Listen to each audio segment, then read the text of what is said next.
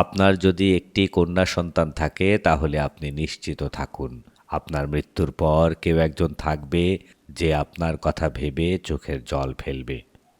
শিশুর বয়স 10 মাস পূর্ণ হলে যে ভুল করবেন না। শিশুর বয়স 10 মাস বা 270 দিন পূর্ণ হলে অবশ্যই তাকে হামের টিকা দিতে হবে।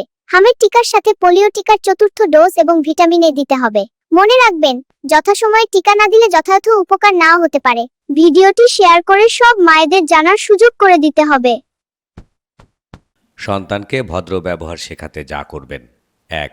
আপনি যেমন আচরণ করবেন শিশু তেমন শিখবে, তাই প্রথমে নিজেকে বদলান। 2. ধন্যবাদ, দয়া করে, মাফ করবেন এ ধরনের শব্দ প্রতিদিন ব্যবহার করুন। 3. খেলাধুলায় বা মেলামেশায় নিয়ম শেখান, যেমন কোনো কিছু ভাগ করে নেওয়া। 4. অন্যদের সম্মান দেখালে বাচ্চা নিজেও সেটা শিখবে। সন্তানের সামনে সব সময় সচেতন থাকুন। বাচ্চাদের লম্বা হওয়ার 5টি টিপস: 1. শৈশবে শিশুর হাত পায়ে তেল মালিশ করা। 2.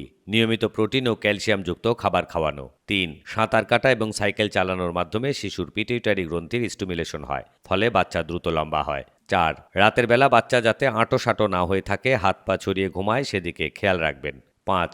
11 থেকে 18 বছর সময়টি হলো বাচ্চাদের উচ্চতা বৃদ্ধির সবচেয়ে গুরুত্বপূর্ণ সময়। এ সময় খেলাধুলা, ঝুলে থাকা এবং বিভিন্ন স্ট্রেচিং এক্সারসাইজ বাচ্চাদের উচ্চতা বৃদ্ধিতে গুরুত্বপূর্ণ অবদান রাখে। সকালবেলা শিশুকে অবশ্যই যে 6টি কাজ করতে হবে: 1. সময় মতো ঘুম থেকে ওঠা। 2. নিজের বিছানা নিজে গোছানো। 3.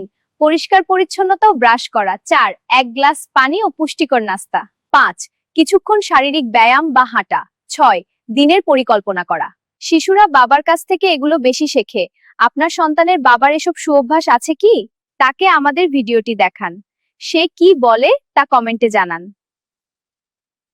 তুমি আমার প্রাণের প্রিয়, তুমি আমার মা, সারাদিন ভালোবাসো, তুমি হেলিকপ্টার না।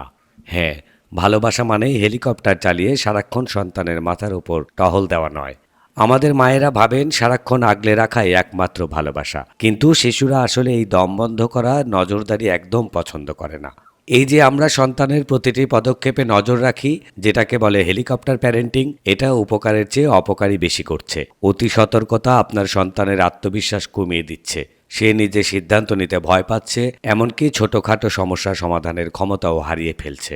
মনে রাখবেন, পাখি তখনই উঠতে শেখে যখন মা তাকে খোলা আকাশে ছেড়ে দেয়। সন্তানকে মাঝে মধ্যে হোঁচট খেতে দিন, যাতে সে শিখতে পারে কিভাবে নিজের পায়ে উঠে দাঁড়াতে হয়।